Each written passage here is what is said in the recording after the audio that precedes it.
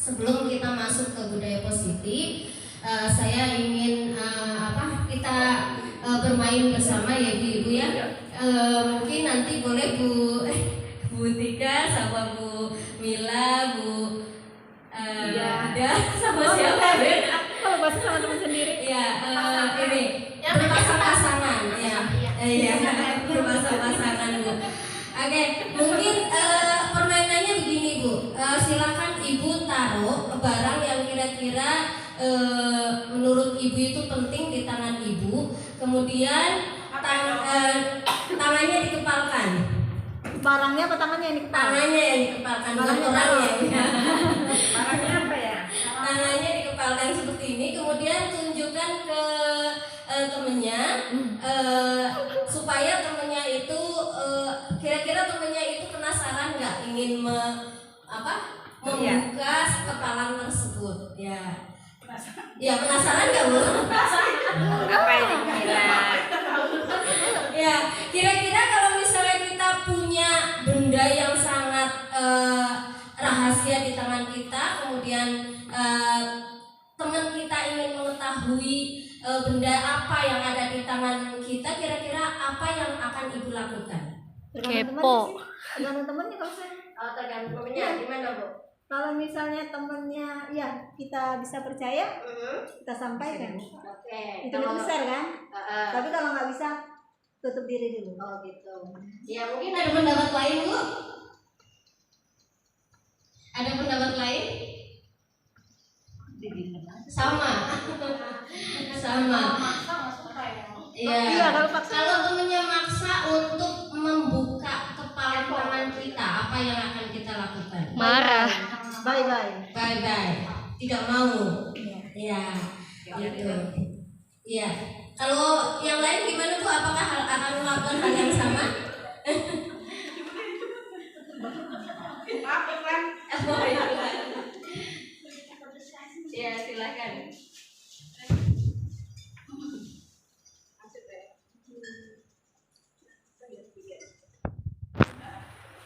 Udah teteh duduk di sini aja. Kan ada pelayanan itu.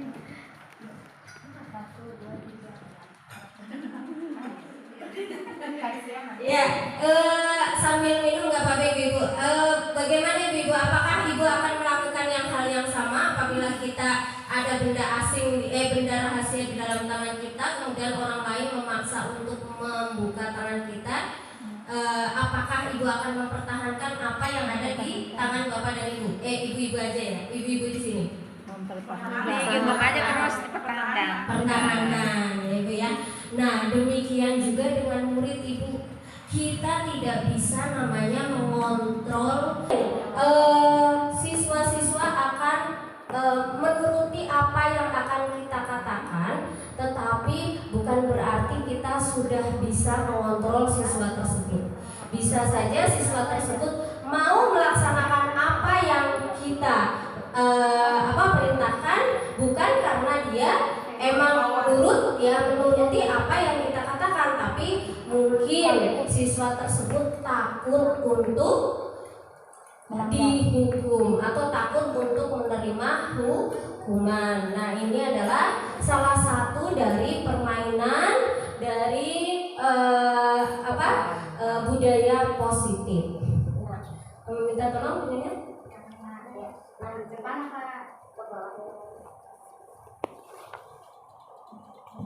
Ya. Oke. Di sini saya akan berbicara tentang disiplin.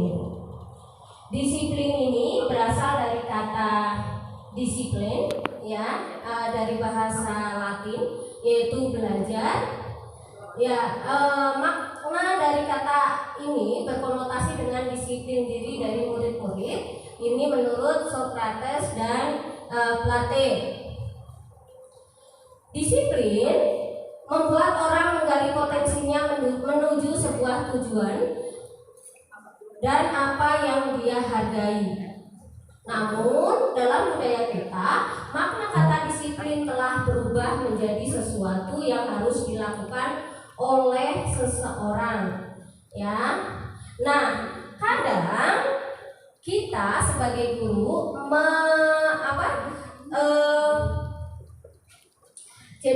sebagai guru kadang-kadang kita itu mendefinisikan disiplin itu dalam konteks yang kurang nyaman untuk anak-anak. Misalnya disiplin yang kita lakukan untuk anak-anak namanya disiplin berarti anak tersebut harus menuruti semua hal yang kita katakan, atau anak itu harus bersikap lurus ya, tidak boleh belok sedikit aja menurut kita itu sudah melanggar kedisiplinan. Contohnya anak tidak membuat tugas yang sudah kita tetapkan.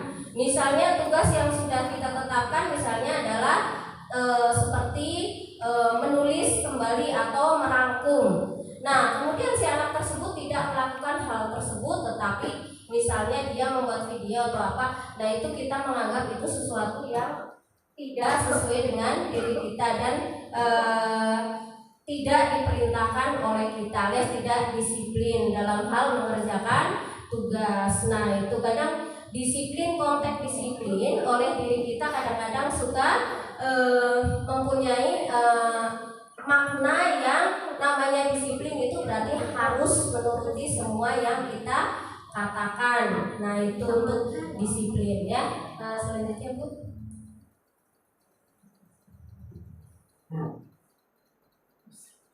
Nah, kita masuk ke nilai-nilai kebajikan universal Ibu. Yang namanya nilai kebajikan itu adalah sifat-sifat positif yang merupakan tujuan mulia yang ingin dicapai setiap individu. Nilai-nilai tersebut bersifat universal dan lintas bahasa, suku bangsa, agama maupun latar belakang.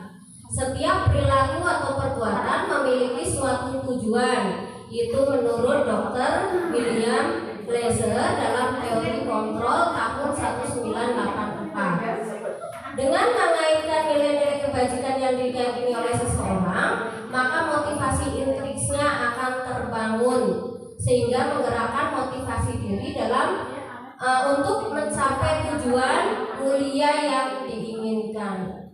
Nah, nilai-nilai kebajikan yang ingin dicapai oleh setiap anak Indonesia dikenal dengan profil Pancasila. Nah, kemarin kita sudah mungkin Bapak dan Ibu sudah mengetahui ya Bu mengenai profil pelajar Pancasila. Nah, di sini untuk nilai-nilai dalam profil pelajar Pancasila ini menyangkut di dalamnya adalah nilai-nilai positif ya, nilai-nilai kebajikan positif yaitu beriman, bertakwa kepada Tuhan Yang Maha Esa dan berakhlak mulia, mandiri, bernalar kritis, berkebinekaan global, bergotong royong dan kreatif. Nah, ini bagaimana caranya kita sebagai guru harus menekankan kepada siswa-siswi kita untuk bersikap sesuai dengan profil pelajar Pancasila. Mungkin kita selama ini sudah melaksanakan ya dengan yang beriman bertakwa kepada Tuhan, yaitu dengan cara apa? Sholat duha setiap hari Jumat gitu. Terus mandiri dengan memberikan tugas-tugas mandiri yang mereka suruh dikerjakan sendiri di rumah. Terus bernalar kritis dengan membuat siswa membentuk dalam kelompok-kelompok kecil, kemudian kita berikan tema yang harus mereka selesaikan atau mereka diskusikan, kemudian mereka dipresentasikan di depan kelas. Itu merupakan salah satu dari sikap bernalar kritis. Nah, kalau bergotong royong pastinya juga sering kita lakukan ya dengan piket kelas itu termasuk ke dalam sikap profil pelajar Pancasila, yaitu bergotong royong. Nah, kemudian yang terakhir adalah kreatif. Ya, dengan memberikan proyek pada anak, misalnya anak suruh membuat pembelajaran atau video dan sebagainya, itu adalah contoh dari sikap kita yang mendorong siswa untuk kreatif. Ya.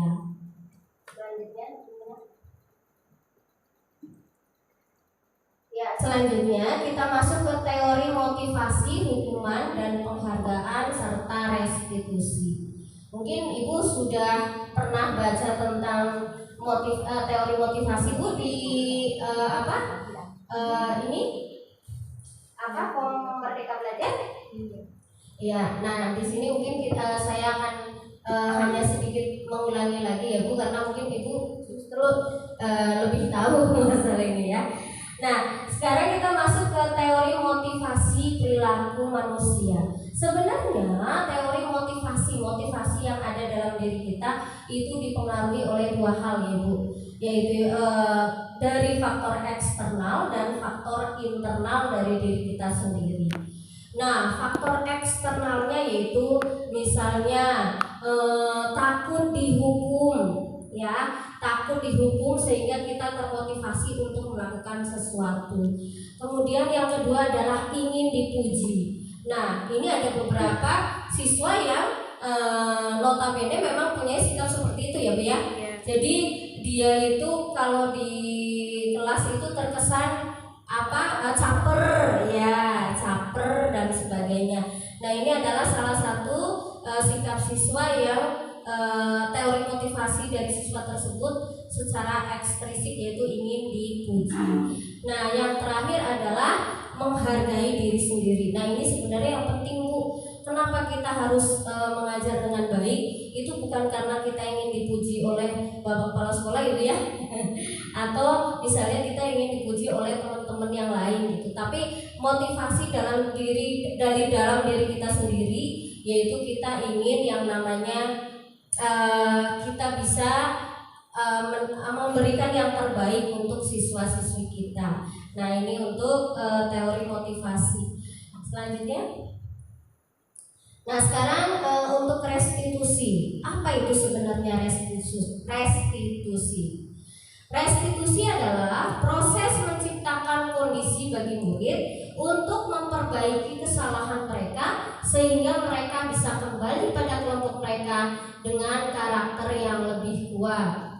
Restitusi juga merupakan proses kolaboratif yang mengajarkan murid untuk mencari solusi untuk masalah mereka dan membantu murid berpikir tentang orang seperti apa yang mereka ingin menjadi atau tujuan mulia dan bagaimana mereka harus memperlakukan orang lain. Nah, ini adalah restitusi.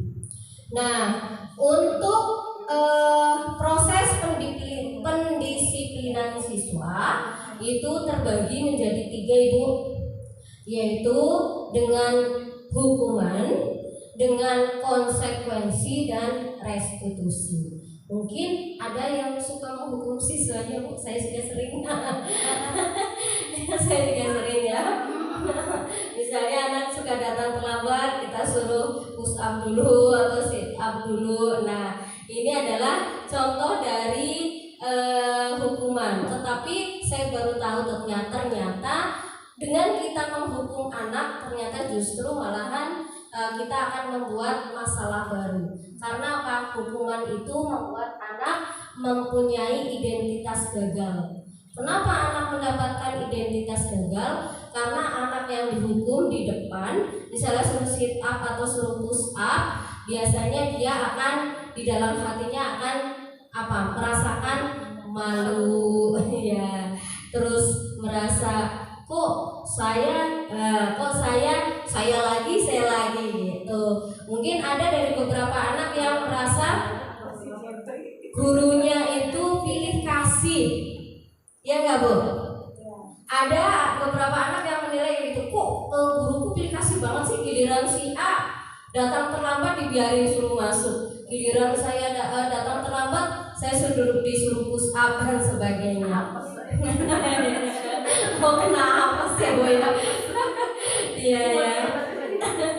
Nah, ini adalah tentang hukuman. Sebenarnya hukuman itu malah justru akan memberikan dampak yang negatif untuk anak tersebut, yaitu membuat identitas gagal. Yang kedua, takutnya Bapak dan Ibu, takutnya si anak tersebut itu dendam kepada kita.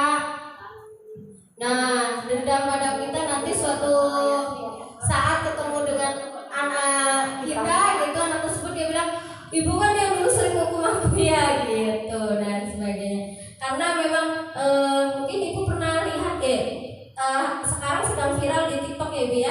yang guru bercerita tentang dia punya murid dua. Yang satu adalah orang yang sangat jenius dan yang satu adalah anak yang amburadul, alias dia suka tidak menuruti kata-kata kita dan sebagainya. Pada suatu hari pas mereka sudah besar, si guru ini ketemu dengan anak yang tadi sekolah jenius dan anak yang amburadul tersebut. Nah, pada saat dia ketemu anak yang jenius ini, anak ini sudah menjadi dokter. Tetapi pada saat dia ketemu dengan gurunya, si siswa tersebut tidak menyapa gurunya sama sekali. Ya, anak tersebut malahan justru gurunya yang menyapa duluan. Mak, ini saya loh, guru kamu dulu, masih ingat enggak? Oh, usia apa ya? Dan dia tidak ingat dengan jadi dengan gurunya dia lupa.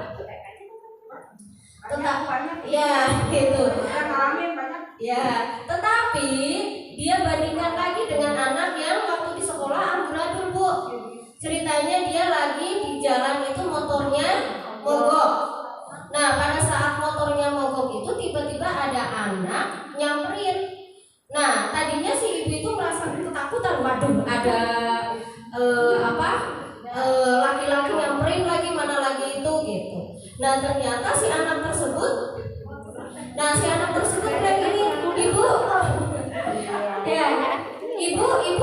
ini ya, ibu kenal nggak dengan saya? Gitu. Oh, siapa ya, ibu lupa. Saya ini loh, Bu, gitu. Ya, disponsori oleh Relaksa. Oh iya. Ya. Nah, kemudian si anak tersebut menawarkan diri, mari Bu, motornya saya bawa ke bengkel. Terus si anak tersebut juga memperbaiki motor tersebut. Nah, ini adalah contoh dari anak-anak yang yang sikapnya itu hanya di atas kertas putih gitu. Ya, jadi jangan pernah mengejudge murid yang bandel itu sebagai anak yang tidak akan berbakti selamanya, karena belum tentu ya Bu ya. Suatu saat siapa tahu kita malah justru ditolong oleh orang yang kita benci dulunya waktu dia sekolah. Nah, ini adalah contoh untuk hukuman. Yang kedua adalah konsekuensi. Nah, konsekuensi itu adalah sesuatu yang harus terjadi. Contohnya Ibu, si anak tersebut datang telah terlambat pada saat kita mengajar. Maka kita jangan memberikan hukuman anak tersebut, tapi kita memberikan konsekuensi. Konsekuensinya adalah, nah, kamu datang 10 menit terlambat. Berarti nanti istirahat kamu akan membuang waktumu 10 menit untuk mengerjakan tugas yang ibu berikan. Nah, itu adalah konsekuensi. Nah, konsekuensi ini akan membuat anak malu tidak, Bu? Tidak, karena anak tersebut nanti pas istirahat mungkin dibawa ke kantor untuk mengerjakan tugas atau disuruh mengerjakan tugas di kelas tanpa orang lain, maksudnya merasa dipermalukan. Nah, yang terakhir adalah restitusi. Restitusi adalah pilihan. Jadi anak dikasih pilihan Ibu. Jadi kalau misalnya kamu misalnya telat 10 menit, berarti dikasih pilihan. Berarti yang 10 menit tadi yang sudah terbuang, kamu mau bagaimana? Apakah mau mengerjakan tugas pas istirahat atau ibu kasih tugas kamu kerjakan di rumah dan sebagainya? Ini adalah restitusi, ya. Nah, yang selanjutnya adalah keyakinan kelas. Keyakinan kelas apa sih, Ibu? Ada yang tahu apa itu keyakinan kelas?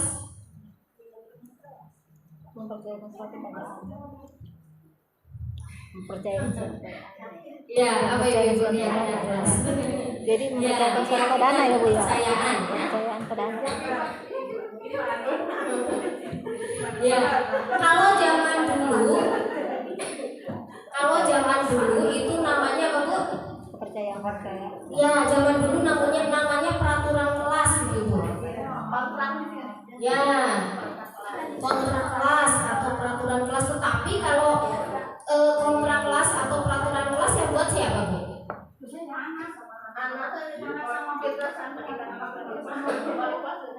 Wali kelas dengan siswa. Tetapi kayaknya untuk peraturan kelas atau peraturan sekolah lebih banyak ke sekolah yang membuat ya. Nah, untuk keyakinan kelas itu adalah dibuat secara bersama-sama antara siswa dengan gurunya. Sebenarnya sama dengan peraturan kelas, cuman di kosakatanya aja berubah Bu. Di peraturan keyakinan kelas itu jangan pernah menambahkan yang namanya jangan. Misalnya jangan membuang sampah sembarangan, itu tidak boleh. Ya, dirubah jadi buanglah sampah pada tempatnya gitu. Atau dilarang datang terlambat. Ya, dirubah jadi apa Bu? Datanglah tepat waktu.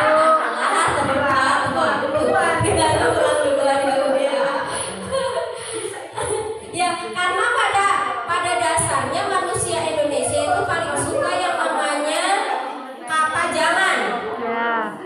Ya, Ibu. Kadang-kadang orang Indonesia itu kalau melihat kata jangan malah justru tertarik untuk dilanggar. Ya, penasaran. Contohnya, jangan duduk di sini. Di bawahnya tuh orang pada duduk kayak gitu ya. Nah, itu ya. Jadi dirubah. Nah, ini untuk kelas-kelas saya Ibu kebetulan sedang saya kerjakan proyeknya. Jadi untuk setiap siswa yang kelas yang saya ajar itu kita sedang membuat yang namanya keyakinan kelas. Selain keyakinan kelas, saya juga sedang membuat yang namanya tugas siswa, tugas guru, ya tugas siswa dan tugas guru. Fungsinya apa Bu? Biar kita sama-sama tahu, sama-sama paham tentang tugas masing-masing. Nah ini, ya selanjutnya Nina.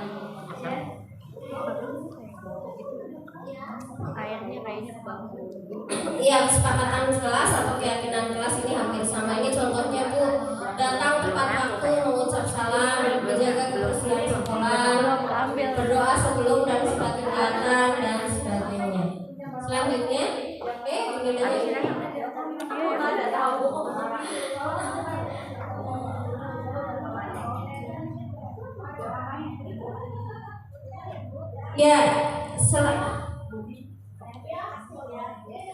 selanjutnya Ibu tentang kebutuhan dasar manusia. Maaf, ke bawah lagi. Nah, sebenarnya apa sih kebutuhan dasar manusia Ibu? Makan. Ya, makan. Ya, kebutuhan dasar manusia itu terdiri atas 5. Yang pertama adalah kebutuhan kasih sayang dan rasa diterima, penguasaan, kebebasan, kesenangan, dan kebutuhan hidup. Kebutuhan hidup itu yaitu makan, pakaian, rumah, jalan-jalan. Termasuk ya, mentang-mentang mau jalan-jalan ya Bu, ya besok ya. Ya, yang kedua adalah kasih sayang dan rasa diterima. Misalnya di sekolah ini aja Ibu kalau misalnya dikucilkan, kira-kira Ibu merasa sakit hati tidak enak. Nah, ini adalah salah satu dari kebutuhan kita, kebutuhan manusia, yaitu rasa disayang dan diterima oleh kelompok kita. Nah, kesenangan misalnya anak-anak itu tidak suka sama sekali pelajaran matematika, tapi maaf ya Bu, tapi dipaksa untuk belajar hal yang dia dia tidak senangi, kira-kira dia akan fokus tidak mempelajari apa yang dipaksakan? Tidak. Ya, tergantung caranya ya Bu. Tergantung caranya. Ya, mungkin dia akan menyenangi pada saat dia kena ininya ya Bu ya. Kenapanya namanya? Kepentok ininya itu kepentok ya. Ya kepentok pintu ya. Kepentok yang dia senangi gitu maksudnya kayak gitu. Ya, oh ternyata belajar ini enak ya. Oh berarti ternyata matematika tidak seperti yang saya bayangkan ya gitu. Nah, tuh untuk kesenangan, terus kebebasan. Kita butuh nggak kebebasan itu kita butuhkan nggak Bu? Butuh banget ya Bu ya. Ya kita butuh untuk bebas melakukan apa yang kita inginkan, tetapi tetap harus bertanggung jawab ya. Terus penguasaan ya, ingin dipandang, penguasaan itu adalah ingin dipandang lebih di dalam kelompoknya, itu penguasaan ya Bu. Nah selanjutnya Bu maaf. Nah 5 posisi kontrol Ibu. Nah untuk 5 posisi kontrol ini saya akan memutarkan video. Sebenarnya 5 posisi kontrol guru itu seperti apa sih? Nah ini nanti saya akan putarkan untuk videonya sebentar.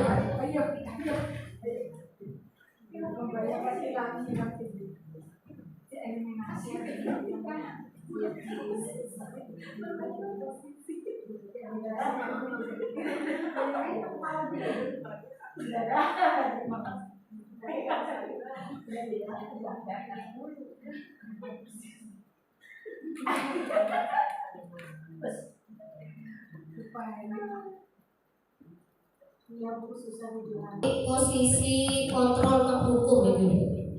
Selamat pagi Bu. Selalu terlambat. Siapa tuh? Suka begitu. Pasti terlambat. Maaf Bu, saya Apa? Apa coba?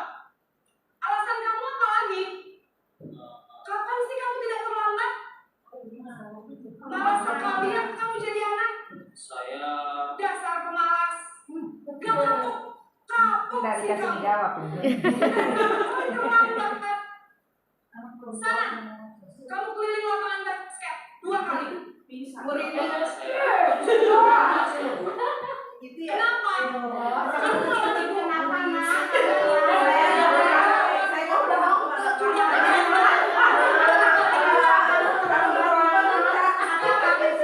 Pilih lapangan basket 5 kali saja, biar kapok. Tadi 2 kali, sekarang 5 Pergi kali. Ini biasa 7 kali keliling ya? Lapangan. Bukannya 10. Naren, Ini untuk posisi membuat rasa bersalah. Naren, kamu kenapa terlambat lagi nak? Ya Naren, kamu senang ya bikin ibu susah ya? Ibu yang ditegur bapak kepala sekolah nak. Disangka ibu tidak bisa meminta kamu. Gimana ini? maaf Bu, Duh Gusti Naren. Bapak kepala sekolah. Terus sekarang ibu harus tulis apa ini di buku absen? Lambat. Ibu harus apa? maaf Bu, yang maaf sekali. Ya sudah, lain kali jangan bikin ibu susah lagi ya nak ya. Apalagi kalau kamu begini terus, bisa jantungan kalau ibu tegur bapak kepala sekolah. Cepat kelas. Maaf ya Bu, maaf sekali.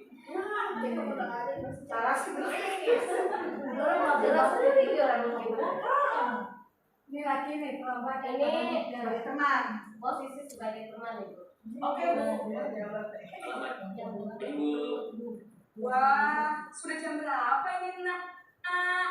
Terlambat lagi ya saya. Saya mau ngomong sakit.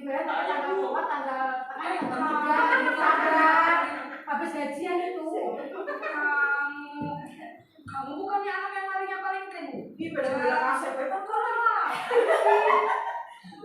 Iya Bu, saya memang terlambat bangun tadi. Jadi biarpun saya lari kencang, tetap gak kekejar Bu. Ya sudah sana. Nanti lain kali larinya lebih kenceng lagi ya, biar gak terlambat lagi. Bikin seneng ibu. Salah Bu. Ini mah siapa sih? Ada belas ngos-ngosan. Besok bangunnya lebih banyak yang berat.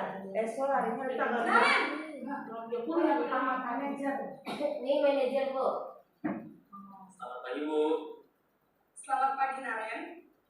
Maaf Bu, saya terlambat.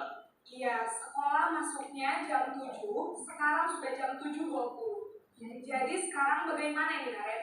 Maaf Bu, saya lupa setel alarm saya semalam. Baiklah, menurut kamu, keyakinan sekolah yang mana yang perlu kamu tingkatkan? Itu sendiri orang lain mungkin ya Bu. Setuju. Jadi, apakah Naren meyakini prinsip saling menghormati tersebut? Iya Bu, saya meyakininya. Apakah Naren bersedia memperbaiki masalah keterlambatan? Bersedia Bu. Bagaimana kalau akan memperbaiki masalah keterlambatan? Saya akan coba untuk tidak lupa menyetel alarm saya Bu. Baik, kalau Naren lupa menyetel alarm di rumah, ada orang yang kira-kira bisa bantu mengingatkan tidak? Ada Bu, kakak saya, Kak Emma. Ada lagi selain Kak Emma? Selain Kak Emma, ada ibu saya. Baik, jadi yang mengingatkan Naren adalah Kak Emma dan ibu kamu ya? Kira-kira akan mulai setel alarm kapan nih Naren? Setelah pulang sekolah, akan segera saya lakukan. Baik, jadi Naren akan setel alarm untuk bangun besok pagi dan akan diingatkan oleh kakak dan ibunda Naren ya. Ada lagi yang mungkin perlu dilakukan Naren agar tidak terlambat bangun lagi? Tidak ada Bu. Baik Naren, terima kasih untuk kerjasama kami. Sekarang kamu kembali ke kelas untuk belajar. Terima kasih.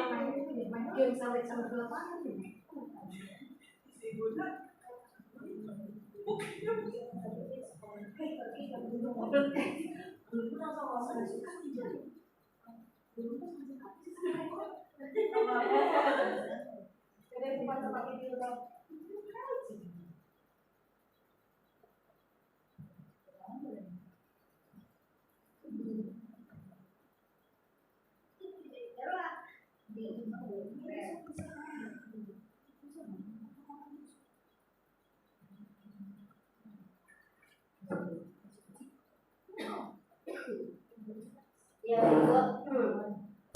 Ibu-ibu tadi adalah 5 posisi kontrol guru terhadap murid. Kira-kira yang paling ya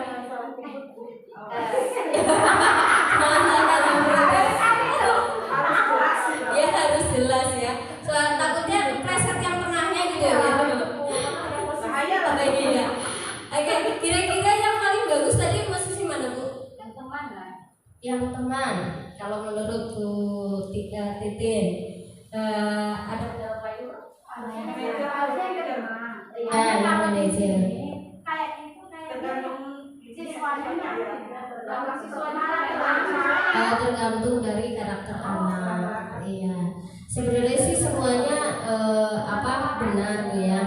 Cuman kalau posisi teman yang kemarin dipelajari, ini yang saya pelajari lagi ya. Kalau posisi teman, anak cenderung untuk enggak. Jadi hanya cenderung terbawa dengan satu orang saja. Misalnya dia mau nurut pada saat pelajaran Bu Titin saja. Tetapi kalau untuk pelajaran yang lain dia mungkin nggak mau. Nah ini untuk posisi teman. Jeleknya mungkin ya untuk posisi teman. Cuman kalau untuk posisi manajer mungkin untuk di SMP 2 masih belum ini ya Bu ya. Ya, tergantung anaknya.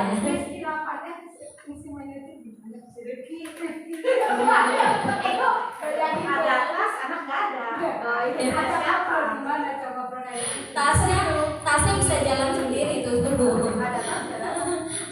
tas tapi nggak ada orangnya, berarti tasnya bisa jalan sendiri. Nah, mungkin tadi ada yang belum di apa sih namanya, nggak ada videonya, yaitu sebagai pemantau.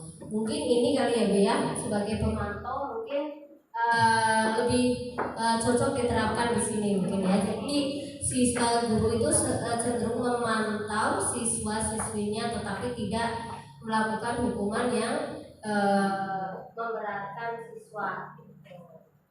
Ini untuk tipe pemantau ibu-ibu ya. Jadi untuk 5 posisi kontrol. Ya. Nah yang terakhir ibu-ibu adalah untuk segitiga restitusi.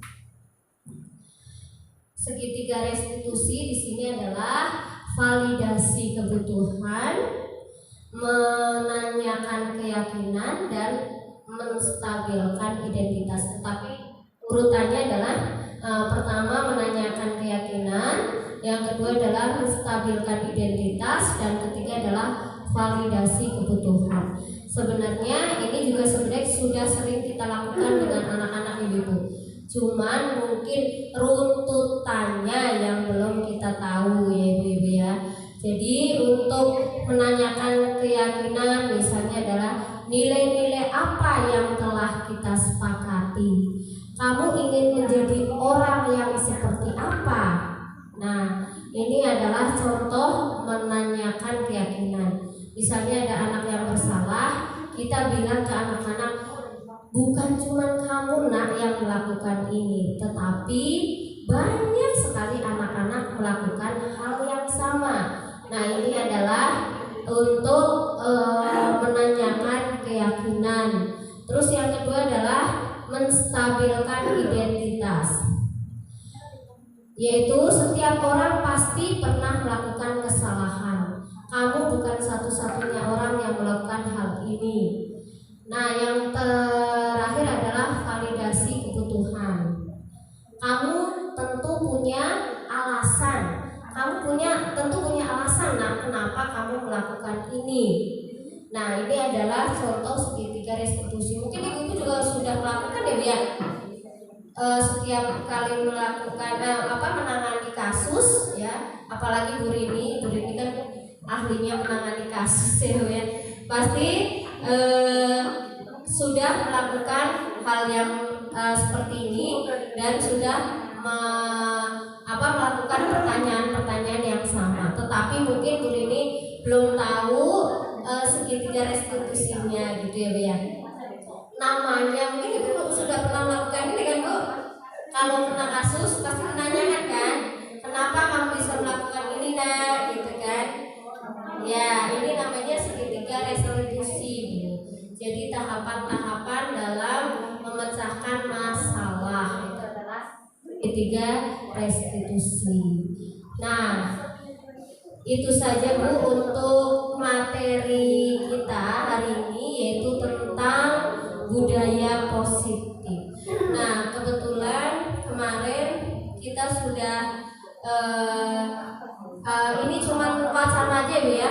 Saya sudah sama Bu Nina sudah menyusun program supaya untuk SMP 2 Cilengsi ini bisa mengarah ke yang namanya budaya positif. Salah satunya adalah tentang kebersihan kelas.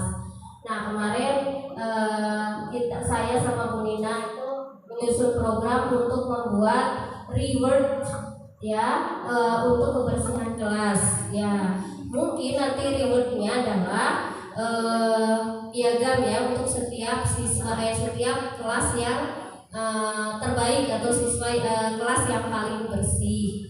Nah ini cuman baru program aja sih yang saya susun dengan Bu Nina kemarin.